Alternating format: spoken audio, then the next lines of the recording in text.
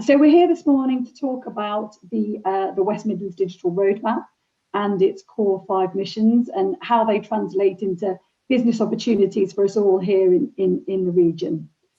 Just a very brief introduction to me. My name is Sarah Windrum. I run an IT company in Warwickshire called the Emerald Group, and I also sit on the board of the Coventry and Warwickshire Local Enterprise Partnership, predominantly responsible for digital and for championing digital.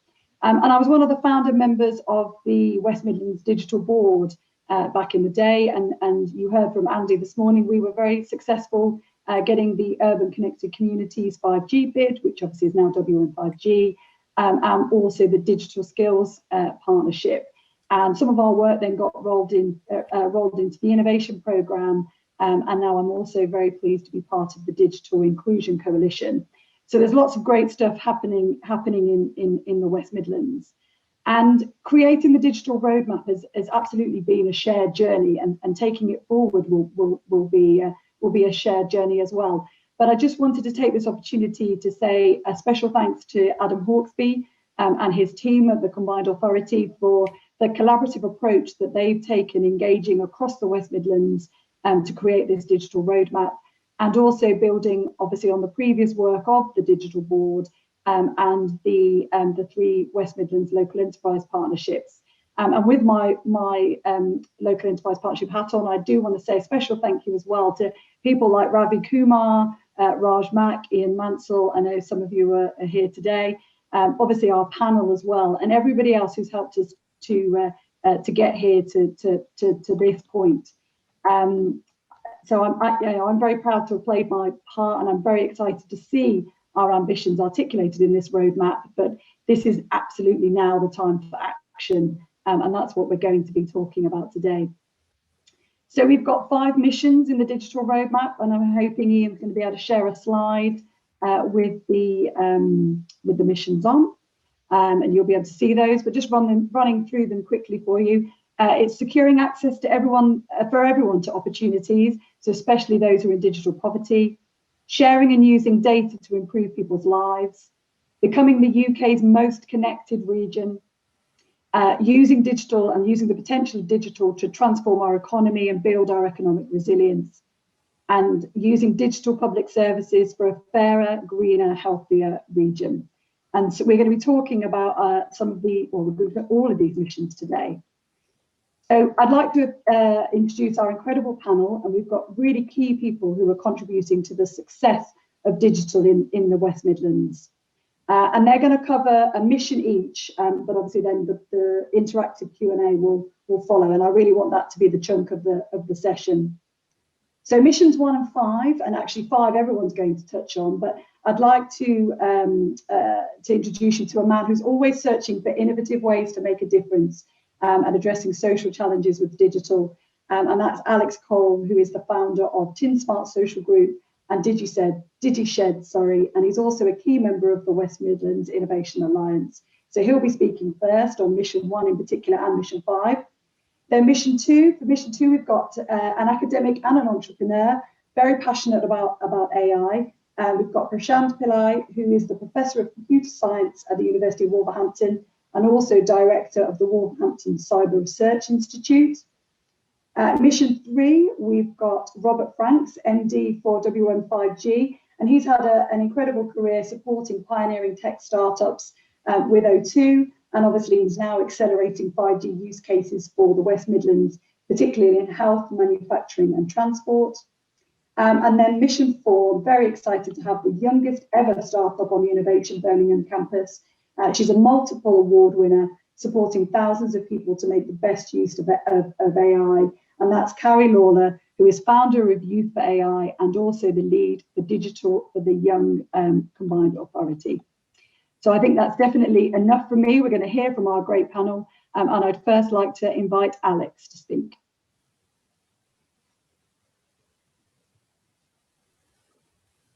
Morning, Sarah. Morning, everyone. I nearly had the fail there with the mute, so managed to avoid that, which is nice. I feel a little decidedly ordinary after listening to Ben Francis talk about Gymshark and everything he's done. So I'll just quickly just run through a little bit of my my interest here. So the West Midlands Digital Roadmap is obviously a refresh of something that we've all been really passionate about across the region for a long time, seeking to, I think, do something different. So absolutely, as you said, it's innovative, it's new, it's a refreshing new look. For me, it's about the mission one of digital poverty and digital access and equitable access is clearly something I've been championing for a while, and I absolutely want to land that with this roadmap and all the work that people are doing.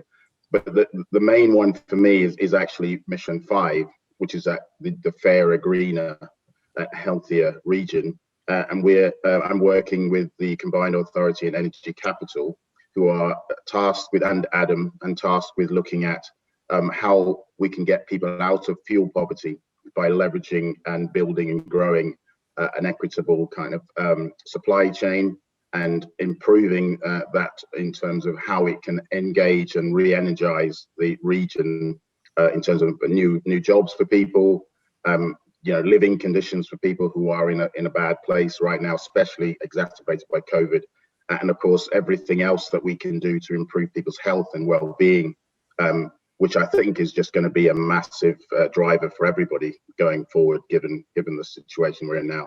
So that's it from me. Anything around fuel poverty, low carbon sustainability kind of questions direct at me, I guess, and clearly I'm energized about just being here and amongst everybody here. So thank you. Thank you very much, Alex. Yeah, I'm looking forward to those questions later.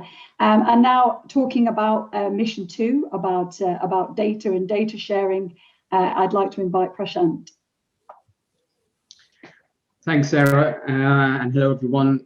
I think this second mission of sharing and using data to improve people's lives, I think it's quite close to not just my heart, but also I'm sure for quite a few people around the table here and listening, but also to our university.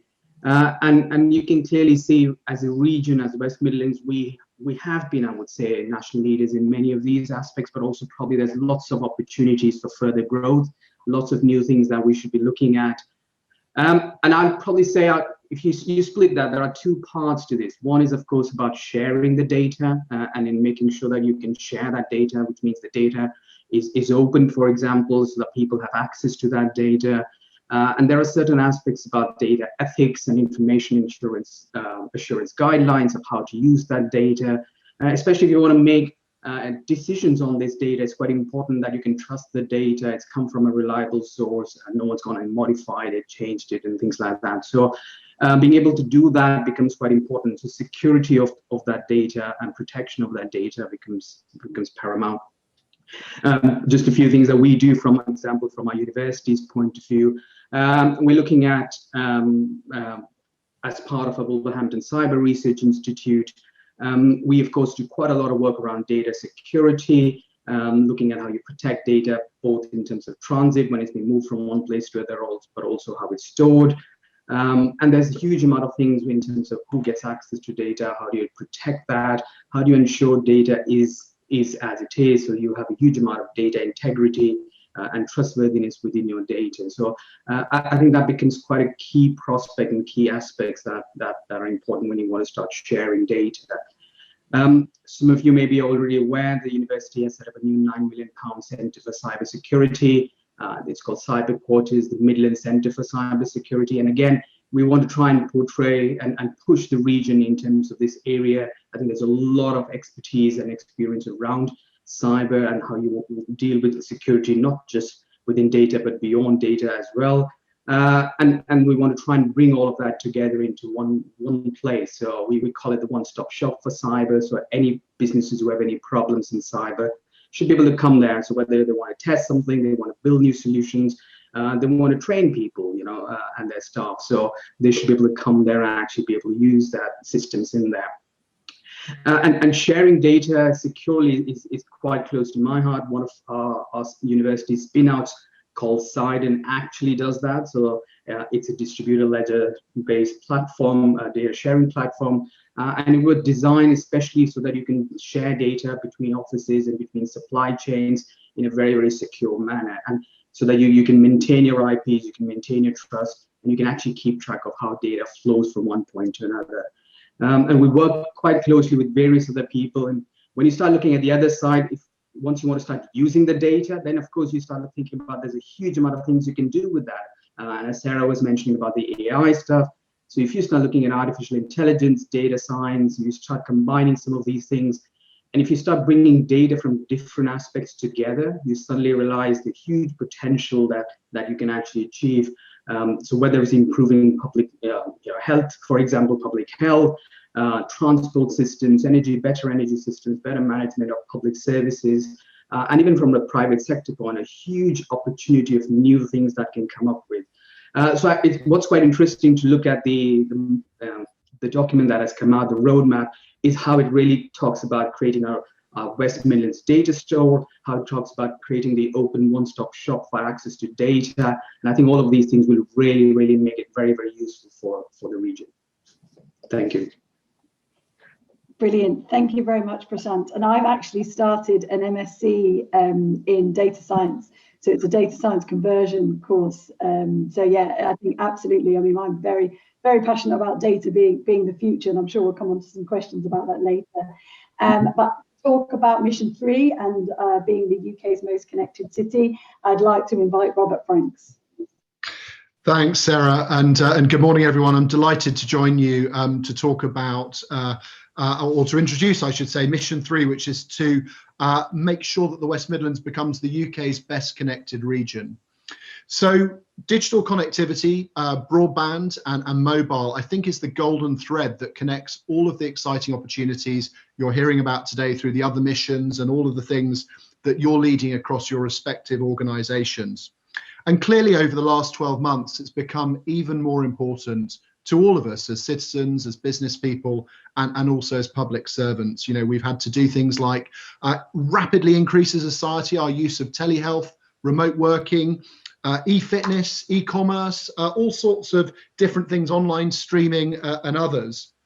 And that demand for great connectivity is only going to increase, because clearly this isn't just about connecting us as people. This is really about the start of the journey into the Internet of Things, and everything that we use, whether it's for business purposes or whether it's for other purposes, becoming connected.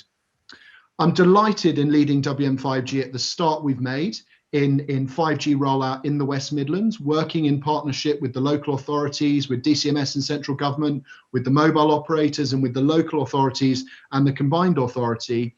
We've been independently recognised as having the best 5G coverage as a region so far. So it's early days, but we've made a good start. And some of that's through making our region the easiest place to roll out this technology. And some of the future stuff will be around new business models for rolling out fibre and 5G. But the truth of the matter is there's still too big a problem in our region and in most of the UK. We have too many areas where people can't get 4G coverage. Too many people don't have access to fast and reliable broadband at home. And there are further challenges in rolling out 5G deployment. But what I would say is I think if we work together and collaborate, we can address those challenges.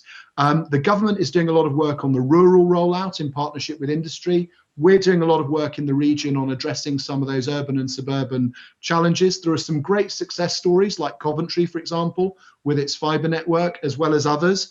But we've got to keep the focus on having great digital connectivity.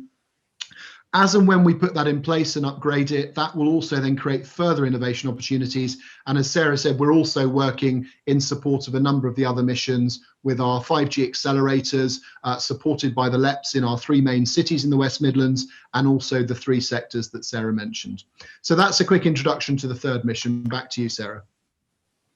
Thank you very much, Robert. And yeah, so this is my day job, digital infrastructure, and obviously something else I'm hugely passionate about. And it's great to see the work of WM5G.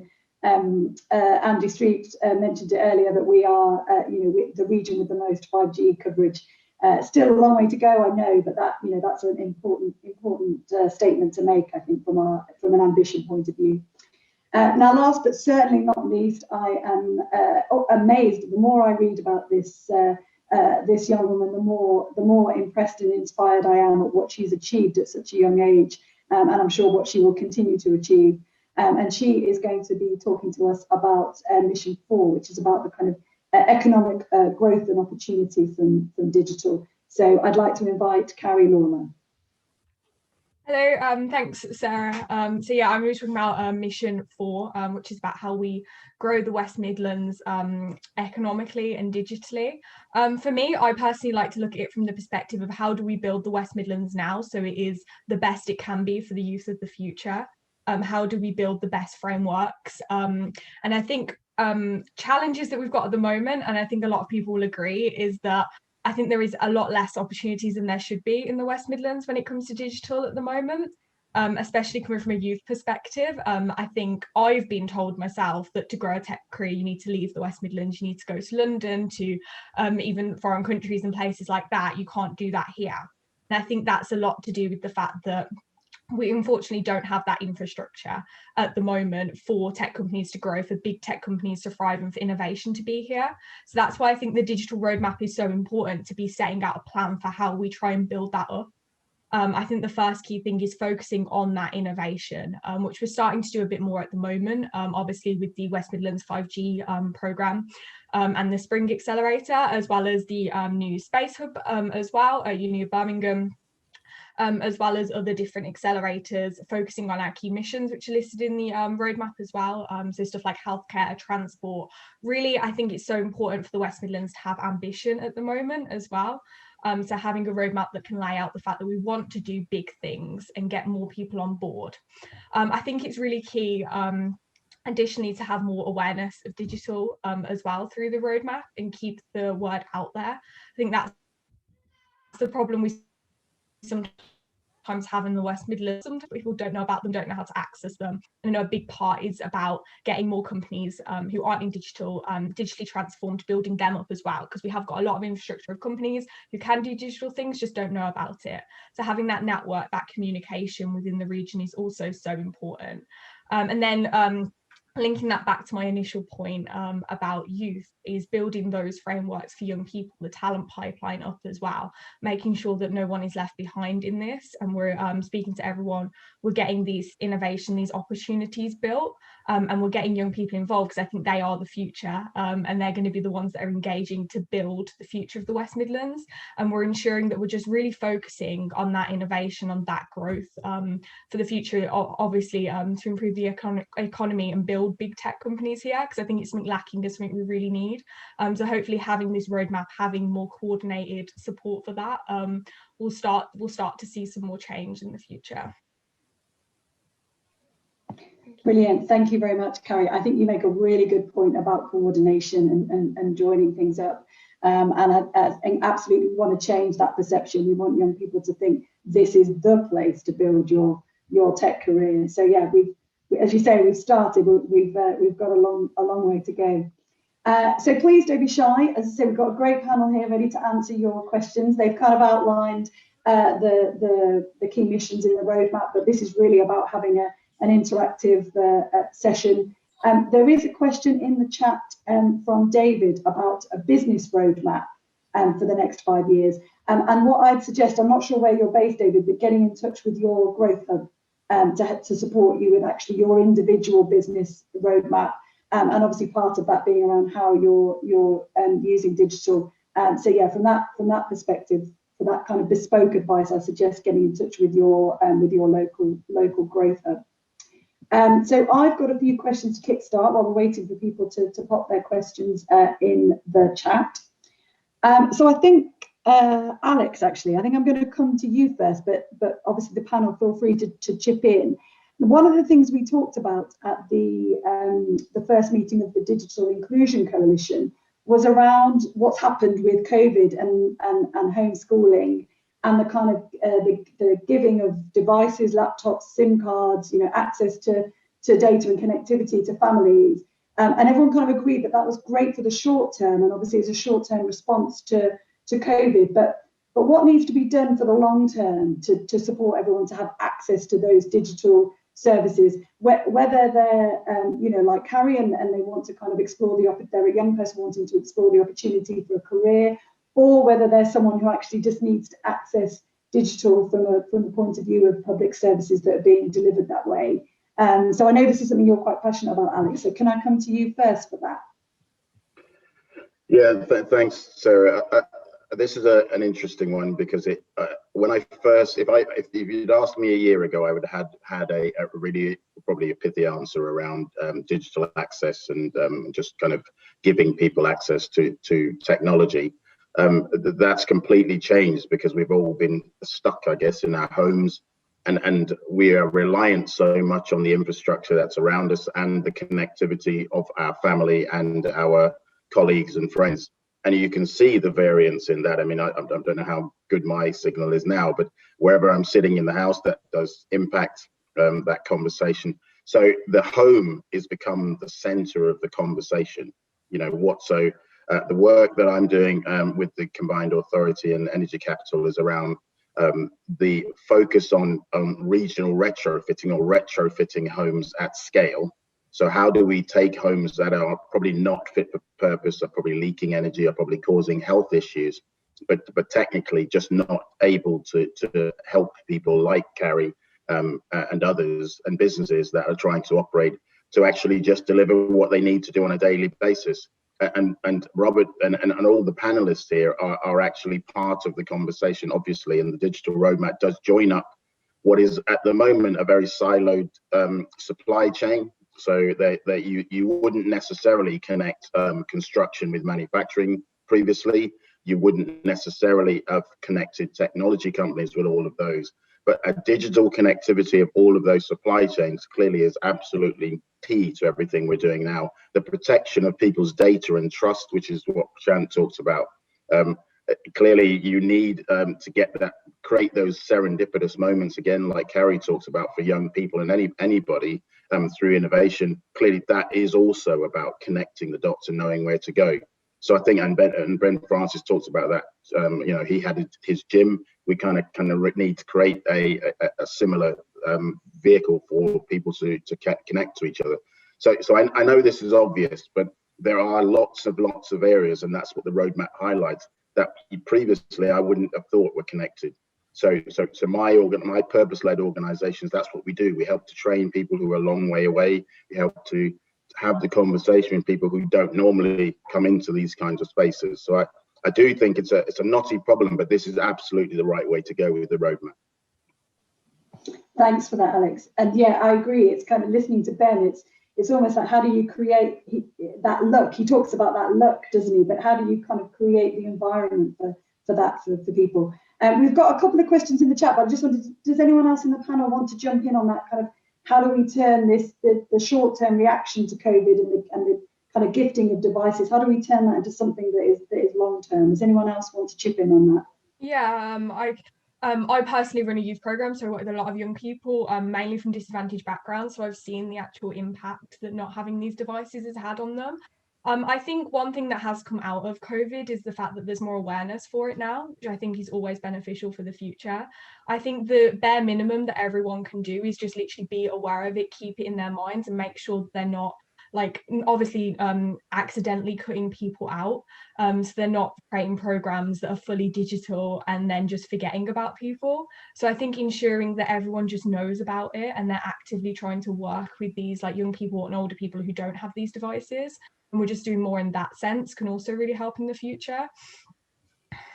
Yeah, definitely. No, I agree with that. That blend, isn't it? That's important. And as you say, kind of making programs that are inclusive and support that's inclusive. Completely agree with that. So we've got some good questions in the chat. So there's I'm just here. So in addition to building, this is from Liz McCardle. Sorry, my chat keeps moving, so I can't find it. In addition to building new businesses, how can we use digital to enable existing businesses to be more competitive? So she references Ben talking about manufacturing in the region. So yeah, not just our technology companies, but how are we helping those businesses struggling perhaps with productivity and those sort of things to harness digital? And I know the roadmap talks about this, but just thinking who to come to first. I'm going to come to Robert actually, because obviously you're working with cutting edge 5G, but how do we work with the existing technologies and our existing businesses to help support them? Thanks, Sarah. Yeah, that's a great question and one I'm really passionate about. So I'm going to start with manufacturing, because we've just announced the launch of the UK's first 5G private network with one of our leading medium-sized manufacturing businesses, AE Aerospace. And the purpose of putting the 5G network into their premises is to really prove the opportunity to connect that network to 5G sensors on their machines, to do all sorts of use cases that can help them improve productivity. So things like predictive maintenance, identifying when there's a problem with a machine before it actually breaks and stops the whole production line, things like remote maintenance to fix the problem with the machine, and even servitization, and the importance about, you know, new technologies like 5G and IoT, and as Prashant was saying, AI, is that if they're deployed in the right way, they can really help businesses not only solve specific use cases, but also be very flexible. So factories often need to be configured.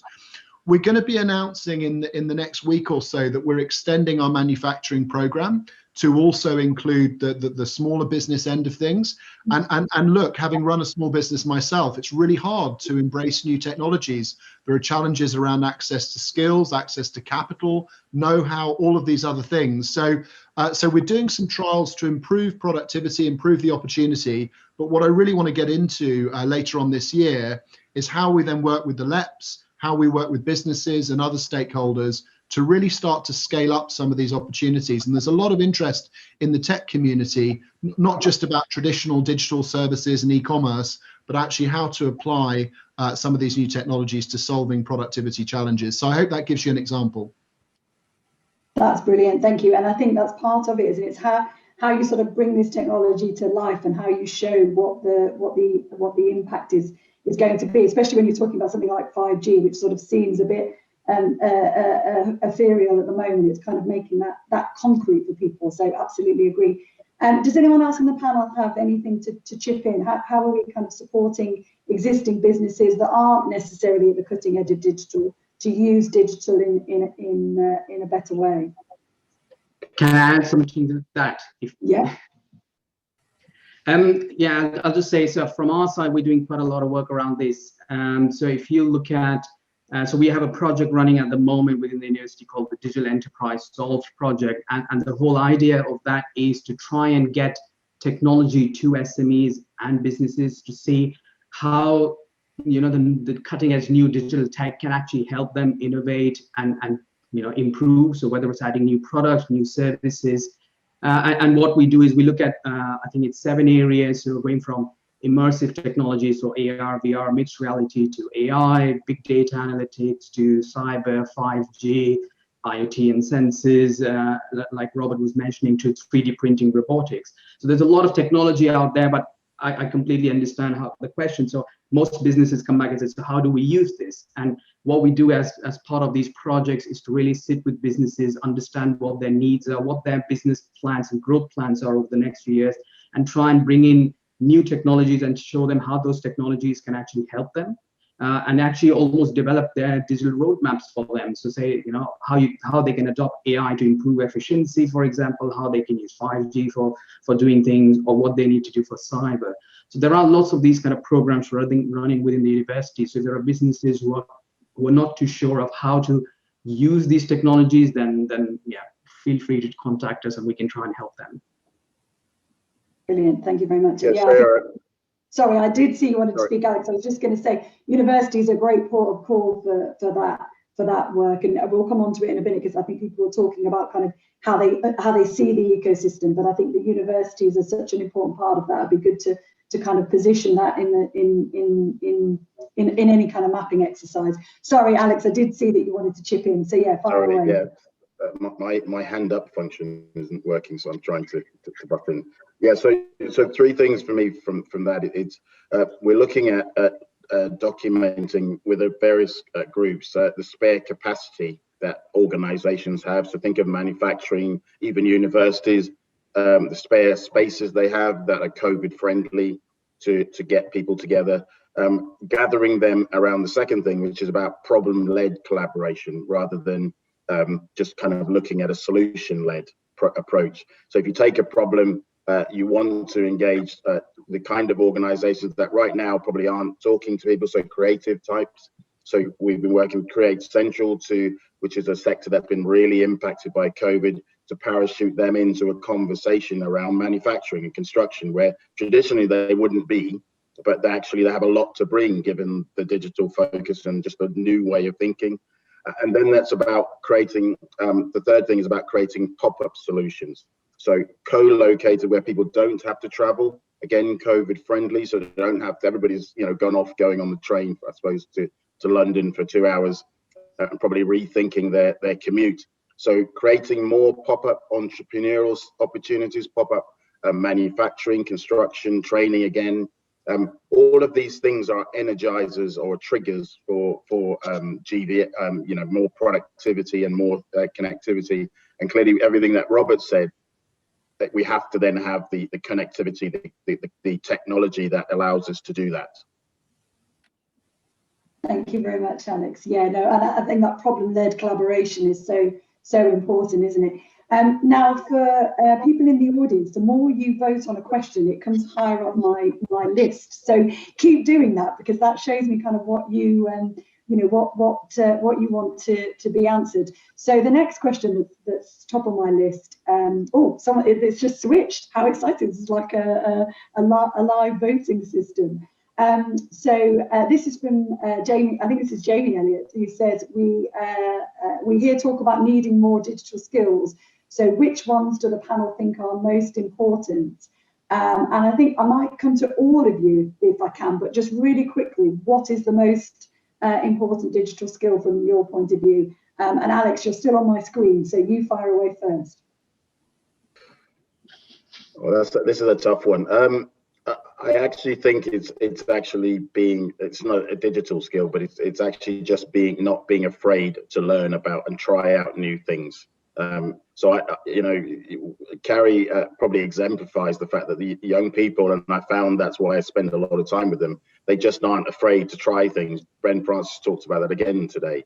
As you can see, I was very inspired by his talk. So it's actually not digital, it's about mindset, just not being afraid to try all of the pieces of technology, try them out quickly and fail fast if you like, or learn and tell other people about your experience. Stay young is a key digital skill. I like that. If we can, we'll try. Carrie, can I come to you next? What is your kind of key digital skill you think we need? Well, I think it always depends on what you want to do. I think for young people especially, I definitely agree with what Alex is saying. I think you've got to have the ability to learn, to be excited by technology and digital things in general. I think in terms of careers for the future and stuff like that, I always advise, I think the most exciting technologies are the ones that I think students should be learning, stuff like machine learning, AI, data is really important, and stuff like that. That's the stuff that I try and communicate, because I think that's where tech is going for the future. Yeah. Brilliant, thank you very much. Prashant, what do you think? What's a key digital skill from your point of view? I agree both with Alex and Carrie, and I think there are quite a few things, if you look at from the region point of view, that we probably need. I agree with AI and machine learning, data science, and we as a university have started new courses, some of the others have as well. And as a region, I think we definitely need more data scientists and people who can look at it, bringing AI and machine learning for new applications. Cyber, I think, is definitely a growing area. We have a huge shortage within the region and within UK in terms of having skilled people. So I would definitely say that cybersecurity is definitely a key area in terms of digital skills that we need to be pushing forward.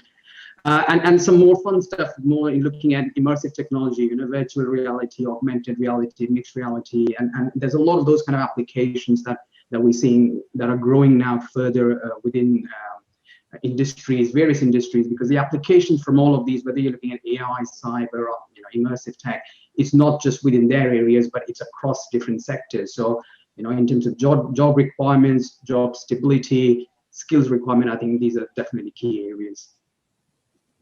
Yeah, definitely. And I think that whole immersive thing, it's about the user, isn't it? The kind of the user is at the heart of that. And I do think that's a key skill from a tech perspective, certainly, because we tend to get excited by the tech and not necessarily by the user experience. I think that's really, really important. Robert, just a final one from you then, a key digital skill. Absolutely. So I would definitely echo the comments about data and AI, and I think we need to help people transition into those careers later on in life. I think there are some great conversion courses and other things starting to be offered. If I could add two very quickly. So on the connectivity side, there's a national shortage of fiber broadband engineers, people to dig up roads and put in all the cables we need and other clever things, and also mobile engineers. So that's slowing down the rollout of this important connectivity. And I think it's a really important one for us to lead with, working closely with businesses like Ubertech based in Redditch in our region. And sorry, the final one, which we haven't mentioned, is commercial skills. So there's no point having people who are brilliant at programming and data and AI and all this stuff if the organizations who are going to be customers of that technology don't understand the benefits and how to apply it. So I think the commercial side is really, really important, including sales and marketing. Really good point, really good point. And I think it's that blend, isn't it? Again, it's that blend of different skill sets. And it was interesting hearing Ben talking about, you know, the different people that he brought in to build his business. And I think that's absolutely crucial from that perspective. So top of the list now, and this is interesting, this started me thinking, can anyone name a tech company that all tech companies can aspire to? This is from Drew. Drew says, Gymshark is not fundamentally a tech company and are more tech enabled. And I think that's very interesting because, you know, I mean, JLR, I sort of think of as a technology company that make cars, Vitsu, technology company that make furniture. And I think that the kind of pure tech company and the tech-enabled companies are an interesting dynamic. And when I thought about my answer to this question, I thought I would use an example in Leamington, a company called Nimbus, who are working in the prop tech sector. And they are working on an app that you can put up to an AR app that you can put up to a building with your phone, and you can see kind of all the building regulations, all the previous planning applications, all that data, you know, from a very simple user experience. So for me, they're the sort of tech company that I would kind of name under that someone to aspire to. But obviously they're still fairly early in their life cycle. So what does the panel think? Prashant, you're on my screen. Can you name a tech company that we can all aspire to? I to be honest, I agree with you in one sense. There are probably not many large ones, but I think that shows us the opportunity in terms of where we should be going and heading towards. I have a slight take on this, and I think that's probably a lot around the way investment works and how a lot of the FDI, etc., gets focused more towards London when you look at tech, you know. And I've been working very closely with DCMS trying to get more coming towards the Midlands. So I think what we will see is probably more large companies now coming within the region following this. That's good. Great. Yeah, exactly. It's an opportunity, isn't it? And interesting as well, obviously we've got Codemasters in both Leamington and Birmingham. Again, I think they're a real kind of company to aspire to. But that's a long growth process for them, I guess, from that perspective. So yeah, it's interesting. I think there is an opportunity here. I'll come to Carrie. Carrie, who's the kind of tech company that inspires you, that you think you could use as a model for the region? Well, I was actually going to say Codemasters, and then you said it before. But I think there is sort of an issue in the West Midlands at the moment of not having big nameable tech companies. When you think of your Amazons, your Googles, they're all located other places. So I think that obviously you can either see it as a downfall or opportunity, which I prefer to see it as like an opportunity for us to try and either build something or get one of these companies to come and build like a base here or something. But I do think this is one of the issues that I talk about young people leaving, is the fact that we don't have these glitzy, glamorous tech companies here. And I think sometimes we might need that to build a big base of tech in the West Midlands. Yeah, definitely. And I think that, as you said, the ones that we have, maybe we don't shout about enough. I think the Codemaster story is a really good one there as well. I've got more questions, so unless Alex or Robert, you've got a tech company to jump in with, I'll move on to the next question. Guessing not, I can't see hands up. So this is where it's better to be face to face, isn't it? So the next question on the top of my list is, how do we see what is going on in tech across the West Midlands? Where's the map for the companies involved in each kind of tech area? And this is Alan Blunt, who I had a great conversation with this week about this very thing. And I think it's a key thing that's missing actually for the West Midlands. Coming back to Cowrie's point about young people not being able to see the opportunity, we haven't articulated the opportunity very well, I don't think, and certainly not in one place. So what does the panel think? Robert, I'll come to you.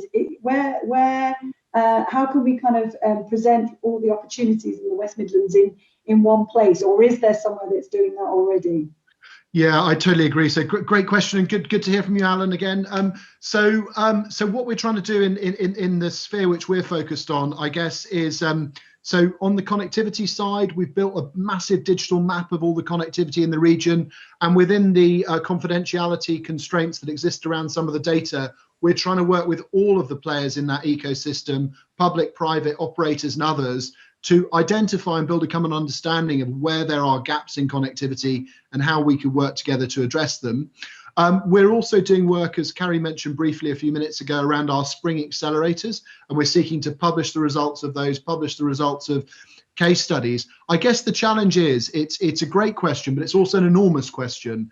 And so what I would like to see, building on some of the stuff that we and many others are doing, is how can we perhaps create some challenge areas or some focus areas and help direct people towards those through some of the amazing networks that already exist, through the LEPS and the Innovation Alliance and others, and perhaps point people towards those, but creating an all-encompassing thing, I suspect, will be too big to do. But what are those areas? And particularly thinking about deep tech, as we've been saying, data, AI, future connectivity, IoT, robotics, but also emerging sectors, health tech, clean tech, et cetera, et cetera. Absolutely, no, completely agree with that. And I think the challenge-led opportunities, coming back to Alex's point about problem-led collaboration, I think it's the challenges that are going to be key to this. Just a quick aside, we did a tech challenge just a local level for the Coventry Warwickshire Local Enterprise Partnership around high streets and kind of trying to use tech to encourage people back to high streets in between lockdowns. Actually, this was, but that was really interesting. What came out of that, and the kind of the different companies that were working in this sort of space. So I think that challenge-led opportunity across the West Midlands could be a really good one. I'm just wondering if anyone else wants to come in with that question. Prashant, do you have anything about kind of how do we map the universities as well? I mean, I think that's a key point. You've talked about the Cyber Research Centre. How do we make more people across the region aware of what the universities are doing? Yeah, so I think universities probably would be a lot easier. I mean, we don't have that many compared to companies. So I think most universities, we would know, for example, what their areas of strengths are, especially based on regions, but also in the kind of skill sets and research capacities and expertise that they have. But I think most universities in the region are now proactively working with businesses and industries and finding ways to do that. I mean, it's in part of our DNA in that sense. We get judged by how good we teach, how good do we do research, and our third pillar always is about knowledge exchange and partnership. So it's how do we work with businesses, how do we ensure that the research and innovation that can come from universities can be commercialized or be supporting regional businesses and beyond. So a lot of the universities would usually have those kind of facing arms. So anybody who's interested to work with universities, if you log into any of the websites for universities, that would be right on the front page saying, this is how we engage with businesses. If I talk two things, so one is, I think it's a very, very good question, because we've been trying to do this and we work with various labs ourselves to try and understand what kind of companies are there within the regions and what are the prospects of growth and opportunities. And I think it requires a lot of people to come together to really understand the kind of companies within the area and how we want to collaborate with them. And we're doing that, for example, our project I mentioned about digital enterprise. We can go and tell people what to do, but we need to know who to go and tell it to. We need to understand which companies are in the region. So we're also on that journey at the moment to try and understand the kind of companies, where they are, I know there has been various science and innovation audits that have been done within the region to try and pick out some of the key areas and districts in terms of where the strengths lie and for us as a region. So there are those documents which are publicly available, which can be easily shared. Particularly within cyber, again, we're trying to create the cyber as a one-stop shop for cyber, but it's about creating that ecosystem. So it's not saying that University of Wolverhampton has done that. Okay, we just have to create the building in that sense, but what we want to do is get more companies in there. So there's going to be an incubator there, accelerator there, tenant spaces, more companies to come in and set base there, so that you start creating more as a regional engagement opportunity and that ecosystem of companies working together, collaborating together. I think that's the key, and that's how we can push the region. Brilliant. Thank you. Yes, go ahead, Alex. Was it? Yeah, kind of dying to talk about this, I suppose, because it's I think from Alan's point of view, I've been in the situation he's asking about, and a few years ago. So I think the answer to his question is actually, why would you do it? So there's no, you could just have a list of organizations who are tech enabled or tech companies, but why? And what you're trying to do is it's kind of like a design thinking rhythm or a creative rhythm. You're actually trying to find out those companies who have an idea that can scale quickly. So you want to find those, and so accelerators are trying to do that. Innovate UK is a good place sometimes to do that. So trying to create a mechanism where you can engage people. Innovation Alliance is doing that as well. And understand where are they and what problem are they solving. I think I lead purpose-led businesses, so the ones that are solving urgent social problems and purposeful problems clearly also need support. And then if you're going to support them, you need them funding to do that. So they need to get really good, and you need to teach them, and we need to teach them how to pitch to funders, how to turn their idea into a commercial one, which I think Robert talked about as well. And be creative about how you pitch. Again, the creative industry is very good at pitching to clients. So they have a lot to bring to that conversation. And then the next stage is then, Ben talks about this, how do you create the growth platform and put the right people around them? So I think that has to be something that you coalesce. It's very difficult to do, I guess, especially now, without the ability to go and meet people at events. So there needs to be a collective that can support and turbocharge and give them the right type of information and knowledge that they can parachute into their organization. And the next bit is then obviously the infrastructure. You need a building, you need a place, you need the connectivity, you need all of the things to operate as a global business, and you need to have your eye on that prize from the beginning. So I think the point is it needs to be sector-led, especially the ones that need the help, but it absolutely also needs to be about the stages and phases that every entrepreneur goes through. Originally, the first thing that's going to get you out of your house, or basically picking up the phone, is access to funding or some kind of support that you can't access yourself. So that has to be legitimate and in some way verified as good, as fit for purpose. And I think that's what I think the digital roadmap can do, is give us the certainty or the assurance that we have all of those bases covered. And clearly we then need to accelerate some companies through that process to have your Gymsharks, but from a tech point of view, which I know Yanis and Birmingham Tech are trying to do. Brilliant. Thank you very much, Alex. I'm really conscious of time, and I've been told very strictly that I cannot overrun. There are some great questions in the chat. Apologies that we haven't been able to come to them all, particularly one about micro businesses and one-man bands, and absolutely they are that group of our ecosystem is absolutely paramount to the roadmap.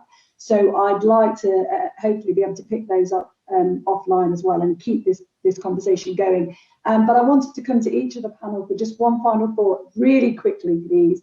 Just why if you're thinking about coming to the West Midlands and you're in digital, or you're thinking about starting a digital career, why the West Midlands? Alex, do you want to go first? Youngest population, very connected, super energized entrepreneurs, really accessible. To me, it's a no-brainer. Carrie, what about you? Yeah, I think similar to Alex, I think our benefit in the West Midlands is the diverse young population. As I always say, I think companies do need to be doing more to take advantage of that. But I think if you have the right structures in place to get that kind of young voices and stuff, the West Midlands is the best place to have that. And I think it can be a good place to grow a business once all the structures and ecosystem is in place. So. Thank you very much. Prashant, why the West Midlands? I completely agree with Kerry and Alex. I think we have an abundance of talent, quite a lot of people who have now taken this lead forward and are working together to push this forward as a region. Lots of opportunities. And if you look at digital, look at manufacturing, look at construction, we have quite a lot of strengths around the region. So it's only now up and away for us. And Robert, why the West Midlands? So just very quickly, I think we have leadership in a number of sectors on the demand side. So manufacturing, transport, healthcare, and many others. Why would you want to innovate anywhere else than other with the biggest, most exciting organizations in those sectors? Secondly, I think, as my colleagues on the panel have said, I think talent, I think ambition in the region, political commitment to make this successful. I think our location in England, right in the center of things, is hugely powerful. And I also think, in addition to those things, quality of life in a world where we have more flexibility on where we work. You know, I think you can enjoy a much better quality of life in our region than you can down in, stodgy old, expensive old London. Thank you very much. So yeah, you've heard it. I think we're our population is young, and I think the young combined authority and the more work we've been doing with young people is really important. I agree with that. We're diverse, and there was a question about accessibility and inclusivity. So we will try and take that offline and address that for you. Our sector strengths, Prashant, I think that's really important. What are we really good at here? Let's build on those. Our pipeline of talent, absolutely. Location, yeah, I mean, we talk about it a lot, don't we, in the heart of the country, but that is actually really, really, really important. And I thought, Robert, your point about political commitment is a really good one. And I know that often seems, kind of, again, a bit ethereal, but actually that kind of will and that driver from local authorities, from the combined authority is actually really important from a business ecosystem point of view. And quality of life, yeah, definitely. I agree with all of those. We'll build our inward investment package around those, definitely.